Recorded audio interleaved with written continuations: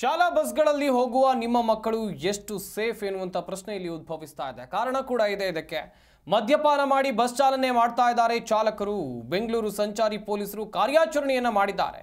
ಒಟ್ಟು 5881 ಶಾಲಾ ಬಸ್ಗಳನ್ನು ಪರಿಶೀಲನೆ ಮಾಡಲಾಯಿತು. 36 ಚಾಲಕರು ಮದ್ಯಪಾನ ಮಾಡಿ ವಾಹನ ಚಾಲನೆ ಮಾಡ್ತಾ ಇರೋದು ಗೊತ್ತಾಗಿದೆ. ಪ್ರಕರಣವನ್ನು ದಾಖಲಿಸಿಕೊಂಡು ತನಿಖೆಯನ್ನ ಸಂಚಾರಿ ಪೊಲೀಸರು ಕೈಗೊಂಡಿದ್ದಾರೆ. ಒಟ್ಟು 36 ಜನ ಚಾಲಕರು ಮದ್ಯಪಾನ ಮಾಡಿ ವಾಹನ ಚಾಲನೆ ಮಾಡ್ತಾ ಇದ್ದಾರೆ. ಹಾಗೆಯೇ ಘಟನೆ ಸಂಬಂಧ ಪ್ರಕರಣ ಕೂಡ ದಾಖಲಿಸಿಕೊಂಡಿದ್ದಾರೆ. ಸಂಚಾರಿ ಪೊಲೀಸರು ತನಿಖೆಯನ್ನು ಆರಂಭಿಸಿದ್ದಾರೆ. ಚಾಲಕರ ಡಿಎಲ್ ರದ್ದುಪಡಿಸುವಂತೆ ಆರ್ಟಿಒಗೆ ಸಂಚಾರಿ ಪೊಲೀಸರು ಪತ್ರವನ್ನು ಕೂಡ ಬರೆದಿದ್ದಾರೆ. ಕೆಲವೊಂದಿಷ್ಟು ಚಾಲಕರು ಮದ್ಯಪಾನ ಮಾಡಿ ಬಸ್ಸನ್ನು ಚಲಾಯಿಸ್ತಾ ಇದ್ದಾರೆ, ಶಾಲಾ ಬಸ್ಗಳನ್ನು ಚಲಾಯಿಸ್ತಾ ಇದ್ದಾರೆ ಎನ್ನುವಂಥದ್ದು ಗೊತ್ತಾಗಿದೆ. ಈಗಾಗಲೇ ಸಂಚಾರಿ ಪೊಲೀಸರು ಕೂಡ ಫೀಲ್ಡಿಗಿಳಿದು ಡ್ರಿಂಕ್ ಆ್ಯಂಡ್ ಡ್ರೈವ್ ಟೆಸ್ಟ್ ಮಾಡಿದಂಥ ಸಂದರ್ಭದಲ್ಲಿ ಇದೆಲ್ಲವೂ ಕೂಡ ಗೊತ್ತಾಗ್ತಾ ಇದೆ. ಪುಟ್ಟ ಮಕ್ಕಳನ್ನು ಕರ್ಕೊಂಡು ಶಾಲೆಗೆ ಹೋಗುವಂಥ ಶಾಲಾ ಬಸ್ ಚಾಲಕರು ಎಣ್ಣೆ ಹೊಡ್ಕೊಂಡು ಗಾಡಿ ಓಡಿಸ್ತಾರೆ ಅಂತ ಹೇಳಿದರೆ ನಿಜಕ್ಕೂ ಕೂಡ ಇದು ಆಘಾತಕಾರಿ ವಿಚಾರ. ಸದ್ಯ ಬೆಂಗಳೂರು ಪೊಲೀಸರು ಕಾರ್ಯಾಚರಣೆಯನ್ನು ಕೈಗೊಂಡಿದ್ದಾರೆ. ಸಾಕಷ್ಟು ಪ್ರಕರಣ ಇದೀಗ ಬೆಳಕಿಗೆ ಬಂದಿದೆ ಎನ್ನುವಂಥದ್ದು ಗೊತ್ತಾಗ್ತಾ ಇದೆ. ಒಟ್ಟು 36 ಚಾಲಕರು ಮದ್ಯಪಾನ ಮಾಡಿ ವಾಹನ ಚಾಲನೆ ಮಾಡ್ತಾ ಇರೋದು ಪತ್ತೆಯಾಗಿದೆ. ಒಂದಲ್ಲ ಎರಡಲ್ಲ, ಬರೋಬ್ಬರಿ 36 ಚಾಲಕರು.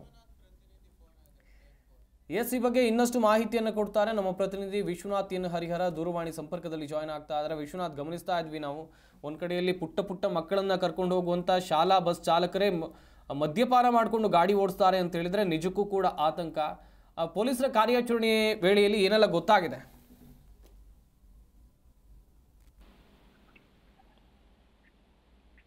ಸಂಪತ್, ಶಾಲಾ ಬಸ್ಗಳಲ್ಲಿ ಏನು ಮಕ್ಕಳು ಪ್ರಯಾಣ ಮಾಡ್ತಾರಲ್ಲ, ಅವರು ಎಷ್ಟರ ಮಟ್ಟಿಗೆ ಸೇಫ್ ಮತ್ತು ಅವರ ಜೀವ ಎಷ್ಟರ ಮಟ್ಟಿಗೆ ಇರುತ್ತೆ ಅನ್ನೋದು ಇಲ್ಲಿ ತುಂಬಾ ಇಂಪಾರ್ಟೆಂಟ್ ಮತ್ತು ತುಂಬಾ ಭಯದಲ್ಲಿ ಓಡಾಡುವಂತಹ ಪರಿಸ್ಥಿತಿ. ಪೋಷಕರು ಕೂಡ ಈ ಸ್ಟೋರಿಯನ್ನ ನೋಡ್ಲೇಬೇಕು. ಅದರಲ್ಲೂ ಕೂಡ ಪ್ರಮುಖವಾಗಿ ಈ ಖಾಸಗಿ ಶಾಲೆಗಳ ಈ ಶಾಲಾ ಬಸ್ ಚಾಲಕರೇನಿದ್ದಾರೆ, ಅವರು ಮದ್ಯಪಾನ ಮಾಡಿ ಬಸ್ ಓಡಿಸುವಂಥದ್ದು ಇಂದು ನೆನೆದಲ್ಲ. ಕಳೆದ ಕೆಲ ತಿಂಗಳ ಹಿಂದೆನೂ ಕೂಡ ಇದೇ ರೀತಿಯಾದಂತಹ ಕಾರ್ಯಾಚರಣೆಯನ್ನ ಬೆಂಗಳೂರಿನ ಸಂಚಾರಿ ಪೊಲೀಸರು ನಡೆಸಿದ್ರು. ಆ ಸಂದರ್ಭದಲ್ಲೂ ಕೂಡ ಹಲವರು ಮಂದಿ ಲಾಕ್ ಆಗಿದ್ರು.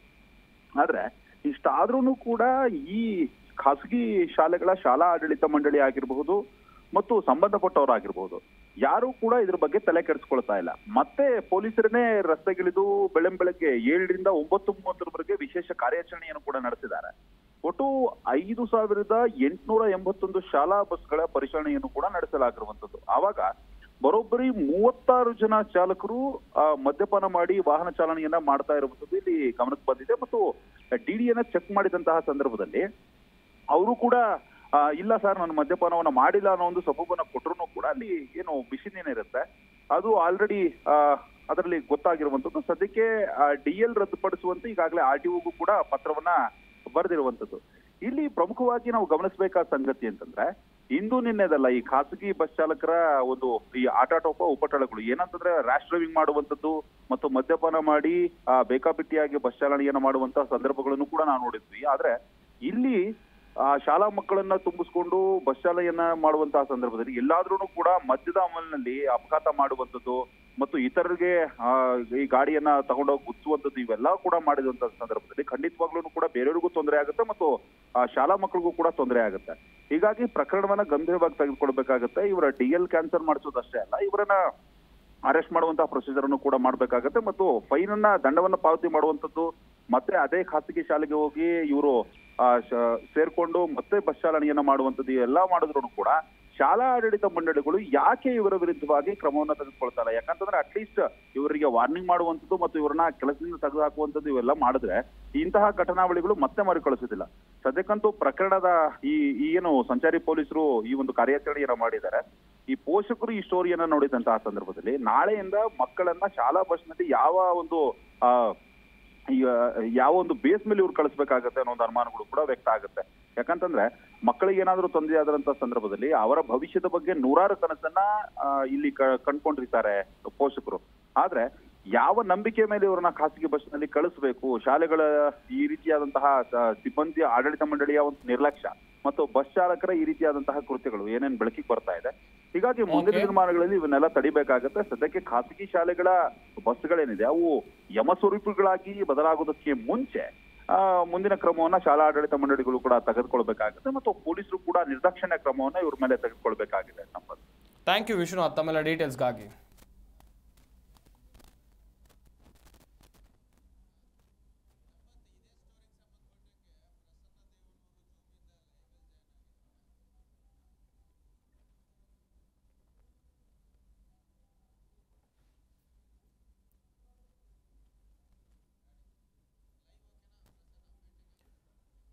ಎಸ್ ಈ ಬಗ್ಗೆ ಇನ್ನಷ್ಟು ಮಾಹಿತಿಯನ್ನು ಕೊಡ್ತಾರೆ ನಮ್ಮ ಪ್ರತಿನಿಧಿ ಪ್ರಸನ್ನ ದೇವನೂರು, ನೇರ ಸಂಪರ್ಕದಲ್ಲಿ ಜಾಯ್ನ್ ಆಗಿದ್ದಾರೆ. ಪ್ರಸನ್ನ, ಗಮನಿಸ್ತಾ ಇದ್ವಿ, ಚಿಕ್ಕ ಪುಟ್ಟ ಮಕ್ಕಳು ಶಾಲೆಗೆ ಹೋಗ್ತಾರೆ ಬಸ್ಗಳಲ್ಲಿ, ದೇಶದ ಭವಿಷ್ಯ ಮಕ್ಕಳು ಅಂತ ಹೇಳಿದ್ರೆ, ಆದರೆ ಆ ಮಕ್ಕಳನ್ನ ಕರ್ಕೊಂಡು ಹೋಗುವಂಥ ಬಸ್ ಚಾಲಕರು ಎಣ್ಣೆ ಹೊಡ್ಕೊಂಡು ಗಾಡಿಯನ್ನು ಓಡಿಸ್ತಾರೆ ಅಂತ ಹೇಳಿದ್ರೆ ನಿಜಕ್ಕೂ ಕೂಡ ಆತಂಕ ಮತ್ತು ಆಘಾತಕಾರಿ. ಬೆಂಗಳೂರಿನ ಸಂಚಾರಿ ಪೊಲೀಸರು ರೇಡ್ ಮಾಡಿದಂಥ ಸಂದರ್ಭದಲ್ಲಿ ಯಾವೆಲ್ಲ ವಿಚಾರ ಗೊತ್ತಾಗಿದೆ ಪ್ರಸನ್ನ? ಸಂಪತ್, ಇದು ಅತ್ಯಂತ ಗಂಭೀರವಾಗಿ ಪರಿಗಣಿಸಬೇಕಾದಂತಹ ವಿಚಾರ. ಯಾಕಂತಂದ್ರೆ ನೋಡಿ, ಈಗ ಆಲ್ರೆಡಿ ಕರ್ನೂಲ್ ಆಗಿರುವಂತಹ ಬಸ್ ದುರಂತವನ್ನ ನಾವು ಗಮನಿಸ ಸಂದರ್ಭದಲ್ಲಿ ಚಾಲಕ ಮದ್ಯಪಾನ ಸೇವಿಸಿದಾನ ಅನ್ನುವಂತ ಅನುಮಾನ ಈಗ ಕಾಡ್ತಾ ಇರುವಂತದ್ದು. ಈ ವಿಚಾರದಲ್ಲಿ ಈಗಾಗಲೇ ನಾವು ಗಮನಿಸ್ತಾ ಇರುವಂತದ್ದು ಡ್ರಿಂಕ್ ಅಂಡ್ ಡ್ರೈವ್ ಸಮಸ್ಯೆ ಹೆಚ್ಚಾಗ್ತಾ ಇರುವಂತದ್ದು.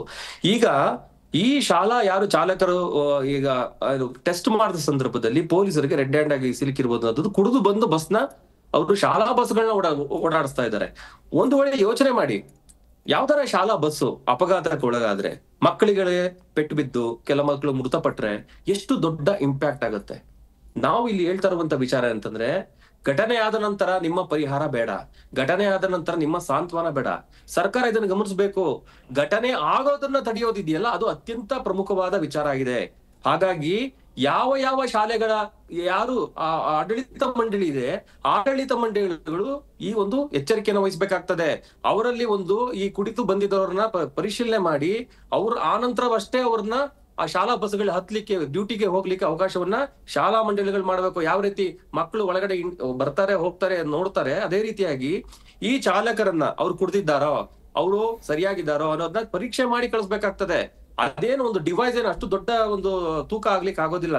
ಲಕ್ಷಗಟ್ಟಲೆ ಫೀಸ್ ಅನ್ನ ಕಲೆಕ್ಟ್ ಮಾಡುವಂತ ಪ್ರತಿಷ್ಠಿತ ಶಾಲೆಗಳು ನಾವೀಗ ನೋಡ್ಬೋದಾಗಿದೆ. ಯಾವ ಶಾಲೆಗಳಲ್ಲಿ ಈಗ ಡ್ರಿಂಕ್ ಅಂಡ್ ಡ್ರೈವ್ ಟೆಸ್ಟ್ ಗಳಲ್ಲಿ ಈಗ ಸಿಕ್ಕಾಕೊಂಡಿದ್ದಾರೆ. ಈ ಎಲ್ಲಾ ಶಾಲಾ ಆಡಳಿತ ಮಂಡಳಿಗಳು ಕೂಡ ಇದನ್ನ ಗಮನಿಸಬೇಕಾದಂತ ವಿಚಾರ, ಅದು ಕರ್ತವ್ಯ ಆಗಿರ್ತದೆ. ಅವರೇ ಅವ್ರ ಶಾಲೆಗಳಲ್ಲಿ ಗಮನಿಸಿ ಅದನ್ನ ಪರಿಶೀಲನೆಗೆ ಒಳಪಡಿಸಿ ಅವ್ರನ್ನ ಶಾಲಾ ವಾಹನ ಹತ್ಲಿಕ್ಕೆ ಅವಕಾಶ ಕೊಟ್ರೆ ಅಂತ ಡ್ರೈವರ್ಗಳು ಕುಡಿದು ಚಾಲನೆ ಮಾಡೋದನ್ನ ತಪ್ಪುತ್ತೆ. ನಾಳೆ ದಿನ ಅನಾಹುತ ಆದ ಸಂದರ್ಭದಲ್ಲಿ ನಾವು ಬಹಳ ಸಂತಾಪ ವ್ಯಕ್ತಪಡಿಸೋ ಬದಲು, ಬೇಜಾರು ವ್ಯಕ್ತಪಡಿಸೋ ಬದಲು ಇಂಥ ಮುನ್ನೆಚ್ಚರಿಕೆ ಕ್ರಮಗಳನ್ನ ಕೈಗೊಳ್ಬೇಕಾಗ್ತದೆ. ಯಾಕಂತಂದ್ರೆ ಒಂದು ಸಣ್ಣ ಘಟನೆ ಕೂಡ ಬಹಳಷ್ಟು ದೊಡ್ಡ ಒಂದು ಇಂಪ್ಯಾಕ್ಟ್ ಅನ್ನ ಮಾಡುವಂತ ವಿಷಯದಲ್ಲಿ ಡ್ರಂಕ್ ಅಂಡ್ ಡ್ರೈವ್ ಮಾಡಿ ಶಾಲಾ ವಾಹನಗಳನ್ನ ಇವ್ರು ಓಡಾಡ್ತಾ ಇರುವಂತದ್ದು ಅತ್ಯಂತ ಒಂದು ಗಂಭೀರವಾದ ಘಟನೆ. ಜೊತೆನಲ್ಲಿ ಇದು ಮೊದಲನೇ ಬಾರಿ ಅಲ್ಲ ಸಂಪತ್, ಹಿಂದೆ ಕೂಡ ಕಳೆದ 2-3 ತಿಂಗಳಷ್ಟೇ ನಾವು ಈ ಸುದ್ದಿಯನ್ನ ಹಾಕಿದ್ದು. ಹಿಂದೆ ಕೂಡ ಇದೇ ರೀತಿಯಾಗಿ ಡ್ರಂಕ್ ಅಂಡ್ ಡ್ರೈವ್ ಮಾಡಿರುವಂತ ಸುಮಾರು 30ಕ್ಕೂ ಹೆಚ್ಚು ಶಾಲೆಗಳ ಒಂದು ಶಾಲಾ ಚಾಲಕರನ್ನ ಪರಿಶೀಲನೆ ಒಳಪಡಿಸಿದಾಗ ಕುಡಿದು ಬಂದಿರೋದು ಗೊತ್ತಾಗಿದೆ. ಮದ್ಯಪಾನ ಸೇವಿಸಿ ಅವರು ಚಾಲನೆ ಮಾಡಿರುವಂತದ್ದು ಗೊತ್ತಾಗಿದೆ. ಇದಾದ ಮೇಲೂ ಕೂಡ ಈ ಶಾಲೆಗಳು ಈ ವಿಚಾರವನ್ನ ಗಂಭೀರವಾಗಿ ಪರಿಗಣಿಸ್ತಿಲ್ಲ. ಹಾಗಾಗಿ ಟ್ರಾಫಿಕ್ ಕಮಿಷನರ್ ಯಾರಿದ್ದಾರೆ, ಎಲ್ಲಾ ಶಾಲೆಗಳನ್ನ ಒಂದು ಮೀಟಿಂಗ್ ಅನ್ನ ಕರೆದು ಅವರೇ ಸ್ಟ್ರಿಕ್ಟ್ ಆಗಿ ಒಂದು ವಾರ್ನಿಂಗ್ ಕೊಟ್ಟು ಇದ್ರ ಬಗ್ಗೆ ಅಪ್ಡೇಟ್ ಅನ್ನ ಕೊಡೋ ರೀತಿಯಲ್ಲಿ ಒಂದು ಸರ್ಕ್ಯುಲರ್ ಅನ್ನ ಹೊರಡಿಸಬೇಕಾಗ್ತದೆ, ಕ್ರಮವನ್ನ ಕೈಗೊಳ್ಬೇಕಾಗತ್ತೆ. ಘಟನೆಯ ನಂತರ ನೀವ್ ಏನೇ ಒಂದು ವ್ಯಕ್ತಪಡಿಸಿದ್ರು ಪ್ರಯೋಜನ ಇಲ್ಲ. ಘಟನೆಯನ್ನ ತಡೆಯುವುದು ಇಂಪಾರ್ಟೆಂಟ್. ಇಂಥ ಘಟನೆಗಳು ಆಗದಲ್ಲೇ ಇರ್ಲಿಕ್ಕೆ ಜಾಗೃತಿ ಮುಖ್ಯ ಆಗ್ತದೆ, ಜವಾಬ್ದಾರಿ ಮುಖ್ಯ ಆಗತ್ತೆ. ಈ ಶಾಲೆಗಳಿದಾರಲ್ಲ, ಅವ್ರು ಬರೀ ಫೀಸ್ ನ ಕಲೆಕ್ಟ್ ಮಾಡ್ಕೊಂಡು ಅಡ್ಮಿನಿಸ್ಟ್ರೇಷನ್ ಮಾಡೋದಲ್ಲ, ಮಕ್ಕಳ ಸುರಕ್ಷತೆಯ ಬಗ್ಗೆ ಹೆಚ್ಚು ಒತ್ತನ್ನ ಕೊಡ್ಬೇಕಾಗ್ತದೆ. ಆ ಡ್ರೈವರ್ ಗಳನ್ನ ಕರ್ತವ್ಯಕ್ಕೆ ತೆರಳುವ ಮೊದಲು ಒಂದ್ಸರಿ ಪರಿಶೀಲನೆ ಒಳಪಡಿಸಿ ಅವರ ನಂತರವಷ್ಟೇ ಡ್ಯೂಟಿ ಮಾಡ್ಲಿಕ್ಕೆ ಅವಕಾಶವನ್ನ ಕೊಡ್ಬೇಕಾಗ್ತದೆ. ಇಲ್ಲ ಅಂತಂದ್ರೆ ಇವತ್ತು ಕರ್ನೂಲಲ್ಲಾಗಿದೆ, ಇದೇ ರೀತಿಯಾಗಿ ಆಂಧ್ರದಲ್ಲಿ ಮತ್ತೊಂದು ಘಟನೆ ಆಗಿತ್ತು. ಶಾಲಾ ವಾಹನ ಪಲ್ಟಿ ಆಯ್ತು, ಮಕ್ಕಳಿಗೆ ಪೆಟ್ಟು ಬಿತ್ತು, ಕೆಲವರು ಮಕ್ಕಳು ಹಸುನು ಈಗಿದ್ರು. ಇವೆಲ್ಲ ಆಗಬಾರ್ದು. ಯಾಕಂದ್ರೆ ಪ್ರಾಣ ಬಹಳ ಇಂಪಾರ್ಟೆಂಟ್. ಇದನ್ನ ಕಾಪಾಡುವಂತ ಕೆಲಸವನ್ನ ಪ್ರತಿಯೊಬ್ರು ಮಾಡ್ಬೇಕಾಗತ್ತೆ. ಸರ್ಕಾರಕ್ಕೆ ವಿನಂತಿ ಏನಂತಂದ್ರೆ, ಈಗ್ಲಾದ್ರೂ ಕೂಡ ಸ್ಟ್ರಿಕ್ಟ್ ಆಗಿ ಇದನ್ನ ಮಾನಿಟರ್ ಮಾಡ್ಬೇಕಾಗುತ್ತೆ. ಎಲ್ಲಾ ಶಾಲೆಗಳಿಗೂ ಒಂದು ಸರ್ಕ್ಯುಲರ್ ಅನ್ನ ಹೊರಡಿಸಬೇಕಾಗ್ತದೆ. ಈ ಒಂದು ಚಾಲಕರನ್ನ ಡ್ರಿಂಕ್ ಅಂಡ್ ಡ್ರೈವ್ ಅವ್ರ ಶಾಲೆಗಳಲ್ಲೇ ಒಂದು ಟೆಸ್ಟ್ ಅನ್ನ ಮಾಡಿ ನಂತರವಷ್ಟೇ ಅವ್ರನ್ನ ಕಳಿಸ್ಬೇಕಾಗ್ತದೆ. ಆ ಒಂದು ಮಿಷನರಿನ ಅಡಾಪ್ಟ್ ಮಾಡ್ಕೊಳ್ಳೋ ರೀತಿಯಲ್ಲಿ ಒಂದು ಸರ್ಕ್ಯುಲರ್ ಅನ್ನ ಹೊರಡಿಸಿದ್ರೆ ಇದಕ್ಕೆ ಒಂದು ಪರಿಹಾರ ಕೂಡ ಸಿಗುತ್ತೆ. ನಮ್ಮ ಮಕ್ಕಳು ಸೇಫ್ ಆಗಿ ಶಾಲೆಗೆ ಹೋಗಿ ಬರ್ತಾರೆ ಅನ್ನುವಂತ ವಿಚಾರ. ಮಕ್ಕಳ ಪೋಷಕರು ಕೂಡ ಶಾಲೆಗಳನ್ನ ಆಡಳಿತ ಮಂಡಳಿಯನ್ನ ಒತ್ತಾಯವನ್ನ ಮಾಡ್ಬೇಕಾಗತ್ತೆ. ಇಂಥದ್ದೊಂದು ಕೆಲಸವನ್ನ ನೀವು ಅಡಾಪ್ಟ್ ಮಾಡಿ ಇಂಥ ವ್ಯವಸ್ಥೆನ ಜಾರಿಗೆ ತರಿ ಅಂತ. ಯಾಕಂತಂದ್ರೆ ನಾಳೆ ಏನೇ ಆದ್ರೂ ಮಕ್ಕಳಿಗೆ ಸಮಸ್ಯೆ ಆದ್ರೆ ಆ ಒಂದು ಮಕ್ಕಳಿಗೆ, ತಂದೆ ತಾಯಿಗಳಿಗೆ ತುಂಬಾ ತೊಂದರೆ ಆಗ್ತದೆ. ಯಾಕಂದ್ರೆ ಕಳೆದುಕೊಳ್ಳೋದು ಆ ಒಂದು ತಂದೆ ತಾಯಿಗಳ ನೋವು ಅವರಿಗೆ ಗೊತ್ತಿರ್ತದೆ. ಹಾಗಾಗಿ ಸರ್ಕಾರ, ಆಡಳಿತ ಮಂಡಳಿ, ಶಾಲಾ ಆಡಳಿತ ಮಂಡಳಿ ಮತ್ತೆ ಪೋಷಕರು ಎಲ್ಲರೂ ಕೂಡ ಜವಾಬ್ದಾರಿಯಾಗಿ ಈ ಒಂದು ಕೆಲಸವನ್ನ ಮಾಡ್ಲೇಬೇಕಾಗ್ತದೆ. ಈ ಕರ್ನೂಲ್ ಆಗಿರುವಂತ ದುರಂತ ಮತ್ತೊಂದು ಆಗೋದ್ ಬೇಡ, ಮತ್ತೆ ಈ ರೀತಿಯಾಗಿ ನಮ್ಮ ಶಾಲಾ ಮಕ್ಕಳಿಗೆ ಯಾವತ್ತೂ ಆಗೋದ್ ಬೇಡ ಅನ್ನೋದೇ ನಾವು ಬಯಸುವಂತದ್ದು ಸಂಪತ್. ಪ್ರಸನ್ನ, ಇನ್ನೊಂದು ಕಡೆಯಲ್ಲಿ ಗಮನಿಸ್ತಾ ಇದ್ವಿ, ಇಲ್ಲಿ ಪೋಷಕರ ಜವಾಬ್ದಾರಿ ಮಾತ್ರ ಅಲ್ಲ, ರಸ್ತೆ ಡ್ರೈವರ್ ಕುಡ್ಕೊಂಡು ರೋಡಿಗೆ ಇಳಿತಾನೆ ಅಂತ ಹೇಳಿದ್ರೆ ಅಲ್ಲಿ ಸಂಚಾರಿ ಪೊಲೀಸರ ಜವಾಬ್ದಾರಿ ಮಾತ್ರ ಅಲ್ಲ, ಶಾಲಾ ಆಡಳಿತ ಮಂಡಳಿಯ ಜವಾಬ್ದಾರಿ ಕೂಡ ಸಿಕ್ಕಾಪಟ್ಟೆ ಇರುತ್ತೆ. ಲಕ್ಷ ಫೀಸನ್ನ ಕಟ್ಸ್ಕೊಂಡಿರ್ತಾರೆ ಅವರು. ಆ ಮಕ್ಕಳ ಬಗ್ಗೆ ಸೇಫ್ಟಿ ಕೊಡಬೇಕಾದಂಥ ಕೆಲಸ ಕೂಡ ಅವರದ್ದೇ. ನಾವು ಸಾಕಷ್ಟು ಪ್ರಕರಣಗಳನ್ನು ನೋಡಿದ್ವಿ ಪ್ರಸನ್ನ. ರಸ್ತೆಯಲ್ಲಿ ಎರ್ರಾಬಿರಿಯಾಗಿ ಶಾಲಾ ಬಸ್ಗಳನ್ನ, ಶಾಲಾ ವಾಹನಗಳನ್ನ ಚಾಲನೆ ಮಾಡ್ಕೊಂಡು ಹೋಗ್ತಾರೆ. ಇನ್ನೊಂದು ಕಡೆಯಲ್ಲಿ ಒಂದು ಚಿಕ್ಕ ಪುಟ್ಟ ವಾಹನಗಳಲ್ಲಿ ದನ ತುಂಬದಂಗೆ ತುಂಬ್ತಾರೆ, ಕುರಿ ತುಂಬದಂಗೆ ತುಂಬ್ತಾರೆ ವಾಹನಗಳಲ್ಲಿ. ಇಂಥದ್ದೆಲ್ಲ ಆಗ್ತಾ ಇದೆ, ನೋಡ್ಕೊಂಡು ಯಾಕೆ ಸುಮ್ಮನೆ ಕೂತಿದ್ದಾರೆ ಅಂತೇಳಿ. ನಮ್ಮಲ್ಲಿ ಬಹುತೇಕ ನಾನು ನೋಡಿದಾಗ ಗಡ್ಡಕ್ಕೆ ಬೆಂಕಿ ಬಿದ್ದಾಗ ಬಾವಿ ತೋಡುವಂತ ಪ್ರವೃತ್ತಿನೇ ಜಾಸ್ತಿ. ಆಯ್ನಲ್ಲಿ ಹೇಳೋದಾದ್ರೆ ಸಮಸ್ಯೆ ಆದ ನಂತರ ಹಾಗ್ ಮಾಡ್ಬೇಕಾಗಿತ್ತು, ಹೀಗ್ ಮಾಡ್ಬೇಕಾಗಿತ್ತು ಅಂತ ಹೇಳೋರ್ ಸಂಖ್ಯೆ ಅತಿ ಹೆಚ್ಚಿದೆ. ಯಾವ ಸಂಸ್ಥೆಗಳು ನಿಗಾ ವಹಿಸ್ಬೇಕು ಅವೆಲ್ಲವೂ ಕೂಡ ಕೆಲಸ ಸರಿಯಾಗಿ ಮಾಡದೆ, ಒಂದ್ ಕಡೆ ಪೊಲೀಸ್ ಇಲಾಖೆ, ಇನ್ನೊಂದ್ ಕಡೆ RTO, ಮತ್ತೊಂದ್ ಕಡೆ ಶಾಲೆಗಳು ತಾವು ಮಾಡುವಂತ ಕೆಲಸವನ್ನು ಕರೆಕ್ಟ್ ಆಗಿ ಮಾಡಿದ್ರೆ ಈ ಘಟನೆಗಳು ಆಗೋದಿಲ್ಲ. ಈಗ ನೋಡಿ ಏನಾಗ್ತಾ ಇದೆ ಅಂದ್ರೆ, ಹಲವು ಬಾರಿ ನೀವು ಹೇಳಿದ್ ಕರೆಕ್ಟ್, ಶಾಲಾ ವಾಹನಗಳು ಹೋಗ್ಬೇಕಾದ್ರೆ ನಮ್ಗೆ ಅನ್ಸೋದು ಏನಂತಂದ್ರೆ, ಇದೇನು ಆಂಬ್ಯುಲೆನ್ಸ್ ಅಥವಾ ಶಾಲಾ ವಾಹನನ, ಇಷ್ಟು ಬೇಗ ಯಾಕೆ ಹೋಗ್ತಾ ಇದ್ದಾರೆ? ಅಗತ್ಯಕ್ಕಿಂತ ಹೆಚ್ಚು ವೇಗದಲ್ಲಿ ಅವ್ರು ಹೋಗ್ತಾ ಇರ್ತಾರೆ. ಶಾಲೆಗಳಲ್ಲಿ ಗೊತ್ತಾಗೋದೇ ಅಂದ್ರೆ GPS ಆನ್ ಟ್ರ್ಯಾಕ್ ಅಲ್ಲಿ ಹೋಗ್ತಾ ಇರೋದು ಮಾತ್ರ ಗೊತ್ತಾಗುತ್ತೆ, ಸ್ಪೀಡ್ ಗೊತ್ತಾಗೋದಿಲ್ಲ. ಅದನ್ನು ಕೂಡ ಗಮನಿಸಬೇಕಾಗ್ತದೆ. ಈ ಕುಡಿತ ಮತ್ತಿನಲ್ಲಿ ಅವರು ಅತಿ ವೇಗದಿಂದ ಹೋದ ಸಂದರ್ಭದಲ್ಲಿ ಬೇರೆ ವಾಹನಗಳಿಗೂ ತೊಂದರೆ, ಜೊತೆನಲ್ಲಿ ಆ ಒಂದು ಮಕ್ಕಳಿಗೂ ಕೂಡ ತೊಂದರೆ ಆಗುತ್ತೆ. ಬಹುಶಃ ಇಂಥ ಆಕ್ಸಿಡೆಂಟ್ ಗಳಾದ್ರೆ ಮಕ್ಕಳಿಗೂ ಕೂಡ ಜ್ಞಾನವನ್ನು ಕೊಡಬೇಕಾಗುತ್ತೆ. ಎಮರ್ಜೆನ್ಸಿ ತುರ್ತು ನಿಗಮ ಏನು ತುರ್ತಾಗಿ ಹೊರಗೆ ಹೋಗುವಂತ ಆ ದ್ವಾರಗಳೆಲ್ಲಿದೆ ಅವೆಲ್ಲವನ್ನೂ ಕೂಡ ಅವ್ರಿಗೂ ತಿಳಿಸಿರ್ಬೇಕಾಗ್ತದೆ. ಆಮೇಲೆ ಮುಖ್ಯವಾಗಿ ನಾವು ಹೇಳ್ತಾ ಇರುವಂತದ್ದು, ಇದು ಸುಮಾರು ಸಲ ಪೊಲೀಸ್ ಇಲಾಖೆ, ಈಗ ನೋಡಿ ನಾವು ಪ್ರೆಸ್ ನೋಟ್ ತಮಗೆ ತೋರಿಸ್ತಾ ಇದೀವಿ ವಿಜುವಲ್ಸ್ ಅಲ್ಲಿ, ಪೊಲೀಸರೇ ಇದನ್ನ ಮಾಹಿತಿಯನ್ನ ಹೇಳಿರುವಂತದ್ದು. ಅಂದ್ರೆ ಇಂತಿಂತ ಶಾಲೆಗಳನ್ನ ನಾವು ಪರಿಶೀಲನೆ ಒಳಪಡಿಸಿದ ಸಂದರ್ಭದಲ್ಲಿ ಇವರೆಲ್ಲ ಡ್ರಂಕ್ ಅಂಡ್ ಡ್ರೈವ್, ಅಂದ್ರೆ ಅವರು ಕುಡಿದು ಬಂದು ಪಾನಮತ್ತರಾಗಿ ಚಾಲನೆ ಮಾಡ್ತಾ ಇದ್ದಾರೆ ಅಂತ ಹೇಳುವಂತ ಮಾಹಿತಿ ಲಭ್ಯ ಆಗಿರೋದಲ್ಲ. ಇದು ಅತ್ಯಂತ ಗಂಭೀರವಾದ ವಿಚಾರ. ಒಂದೇ ಒಂದು ಸಣ್ಣ ಎಡವಟ್ಟಾದ್ರೂ ಕೂಡ ಮಕ್ಕಳಿಗೆ ಅಪಾಯ ಕಟ್ಟಿಟ್ಟ ಬುತ್ತಿ. ಯಾಕಂದ್ರೆ ಶಾಲಾ ಈಗ ಏನ್ ದೊಡ್ಡ ಹೆಸರುಗಳನ್ನ ಹಾಕೊಂಡು ಇಂಟರ್ನ್ಯಾಷನಲ್, ನ್ಯಾಷನಲ್, ಅದು ಇದು ಅಂತ ದೊಡ್ಡ ಶಾಲೆ ನೀವು ಹಾಕೊಳ್ತಿರಲ್ಲ ನಿಮ್ಮ ಶಾಲೆಗಳ ಎದುರು, ಮತ್ತೆ ಒಳ್ಳೊಳ್ಳೆ ಫೀಸ್ಗಳನ್ನ ಕಲೆಕ್ಟ್ ಮಾಡ್ತಿರಲ್ಲ, ನಿಮ್ಮ ಜವಾಬ್ದಾರಿ ಎಲ್ಲಿ ಹೋಗಿದೆ ಅನ್ನುವಂಥದ್ದು. ಈ ಪ್ರಶ್ನೆಯನ್ನ ಶಾಲಾ ಆಡಳಿತ ಮಂಡಳಿಗೆ ನೇರವಾಗಿ ಕೇಳ್ಬೇಕಾಗ್ತದೆ. ಅವ್ರ ಕೆಲಸ ಇದು. ಯಾರನ್ನ ರಿಕ್ವೆಸ್ಟ್ ಮಾಡ್ಕೊಂಡು ಅವ್ರು ಕರ್ಕೊಂಡ್ ಬರ್ತಾರೆ, ಅವ್ರನ್ನ ಪ್ರತಿ ದಿನ ಆ ಶಾಲಾ ಏನು ವಾಹನವನ್ನು ಚಲಾಯಿಸೋರ ಬಳಿ DL ಇದೆಯಾ, ಕರೆಕ್ಟ್ ಆಗಿ ಇವರು ದಿನ ಬೆಳಗ್ಗೆ ಅವರ ಒಂದು ಡ್ರಂಕ್ ಅಂಡ್ ಡ್ರೈವ್ ಟೆಸ್ಟ್ ಗೆ ಒಳಪಡಿಸಬೇಕಾಗಿದೆ. ಇದಕ್ಕೆ ಸಂಬಂಧಪಟ್ಟಂತೆ ಪೊಲೀಸ್ ಇಲಾಖೆ ಕೂಡಲೇ ಒಂದು ಸರ್ಕ್ಯುಲರ್ ನ ಹೊರಡಿಸಿ ಎಲ್ಲಾ ಶಾಲಾ ಆಡಳಿತ ಮಂಡಳಿಗೆ, ಖಾಸಗಿ ಶಾಲೆಗಳ ಒಂದು ಒಕ್ಕೂಟ ಏನಿದೆ ಅದನ್ನ ಕರೆದು ಎಲ್ಲಾ ಶಾಲೆಗಳನ್ನು ಕಡ್ಡಾಯವಾಗಿ ನಿಮ್ಮ ಚಾಲಕರನ್ನ, ಯಾರು ಶಾಲಾ ವಾಹನಗಳು ಓಡಿಸ್ತಾರೆ, ಅವ್ರನ್ನ ಡ್ರಂಕ್ ಅಂಡ್ ಡ್ರೈವ್ ಟೆಸ್ಟ್ ಗೆ ಒಳಪಡಿಸುವುದು ಅತ್ಯಂತ ಅಗತ್ಯ ಇದೆ. ಮತ್ತೆ ಇದನ್ನ ಕಡ್ಡಾಯಗೊಳಿಸಬೇಕು. ಆ ಒಂದು ದಿನ ಅವ್ರನ್ನ ಏನು ಡ್ರಂಕ್ ಅಂಡ್ ಡ್ರೈವ್ ಮಾಡಿದ್ರು ಅಂತ ನೋಡಿ, ಬೆಂಗಳೂರು ಅನ್ನೋದು ಸ್ಟಾರ್ಟ್ ಅಪ್ ಸಿಟಿ. ಟೆಕ್ನಾಲಜಿ ನಮ್ಮಲ್ಲಿ ಇಲ್ವಾ? ಇದೆ. ಅದಕ್ಕೆ ಪರಿಹಾರ ಇದೆಯಾ? ಪರಿಹಾರ ಕೂಡ ಇದೆ. ಆದ್ರೆ ಆ ಪರಿಹಾರವನ್ನ, ಟೆಕ್ನಾಲಜಿಯನ್ನ ಅಡಾಪ್ಟ್ ಮಾಡ್ಕೊಳ್ಳುವಂತ ಮನಸ್ಥಿತಿ ನಮ್ಮವ್ರಿಗೆ ಬೇಕಾಗಿದೆ. ಈ ಒಂದು ಮನಸ್ಥಿತಿಯನ್ನ ಜಾರಿಗೆ ತರುವಂತ ವಿಷಯ ಮಾಡ್ಬೇಕಾಗ್ತದೆ. RTO ಕಮಿಷನರ್ ಕೂಡ ಇದನ್ನ ಗಮನಿಸಬೇಕಾಗ್ತದೆ.